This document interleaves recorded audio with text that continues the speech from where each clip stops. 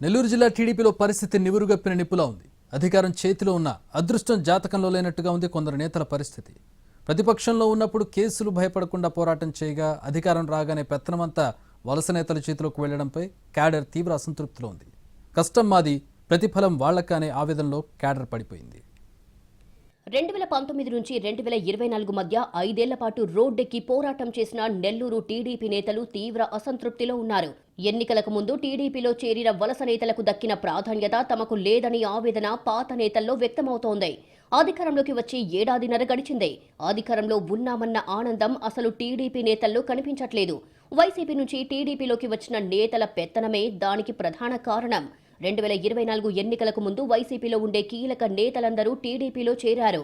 వారి ప్రధాన అనుచరులు సైతం సైకిల్ ఎక్కేశారు. పాత కొత్త నేతలను ఎమ్మెల్యే అభ్యర్థులు సమన్వయం చేసుకోవడంతో 10 నియోజకవర్గాల్లోనూ వైసీపీని మట్టి కరిపించి విజయకేతనం ఎగరవేశారు.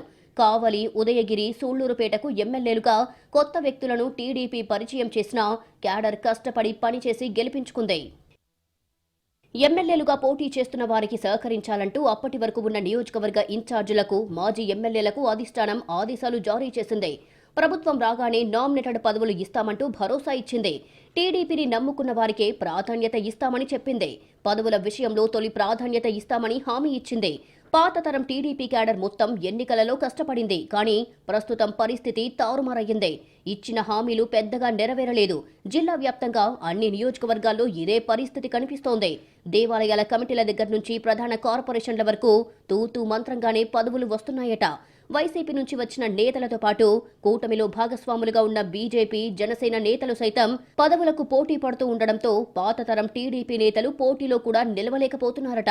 పదవులు ఆశించి భంగపడటమే తమ వంతుగా మారిందని తెలుగు తమ్ముళ్లు ఆవేదన వ్యక్తం చేస్తున్నారు. వైసీపీ హయాంలో ఎమ్మెల్యేల పంచన ఉంటూ నియోజకవర్గాన్ని శాసించిన చోటామోటా నేతలంతా ఇప్పుడు టీడీపీ ఎమ్మెల్యేల పక్కన చేరిపోయి పెత్తనమే కొనసాగిస్తున్నారు. ప్రభుత్వ కార్యాలయాలు, ముఖ్యంగా పోలీస్ స్టేషన్లలో కూడా నిజమైన టీడీపీ నేతలకు పనులు జరగడం లేదనే అభిప్రాయం వారిలో ఉంది. నెల్లూరు కార్పొరేషన్లో అయితే వైసీపీ తరపున గెలిచిన వారే టీడీపీలో చేరి 2 చేతులా సంపాదించుకుంటున్నారని, డివిజన్లలో తమకు ప్రాధాన్యత కూడా ఉండటం లేదని టీడీపీ తరపున పోటీ చేసి ఓడిపోయిన నేతలు వాపోతున్నారు. తమ అసంతృప్తిని ఎమ్మెల్యేలు, మంత్రుల దృష్టికి తీసుకెళ్తే వారు ఎలా స్పందిస్తారోనన్న భయంతో మిన్నకుండిపోతున్నారు. ఆత్మకూరులో మాజీ ఎమ్మెల్యే కొమ్మి లక్ష్మణాయుడు, గూటూరు కన్నబాబు, ఉదయగిరిలో కంభం విజయరామిరెడ్డి, మాజీ జెడ్పీ చైర్మన్ చెంచల్ బాబు యాదవ్తో పాటు గూడూరు, సూళ్లూరుపేట, వెంకటగిరి ప్రాంతాలలో అనేక మంది నేతలు నామినేటెడ్ పదవి కోసం ఏడాదిన్నర నుంచి ఆశగా ఎదురు చూస్తున్నారు. తమకు సరైన గుర్తింపు ఇవ్వాలని అధిష్టానాన్ని కోరుతున్నారు. ఎన్నికలకు ముందు టీడీపీలో చేరిన వారికే ప్రజాప్రతినిధులు ప్రయారిటీ ఇస్తూ ఉండడంతో పాత తరం తెలుగు తమ్ముళ్లు రగిలిపోతున్నారు.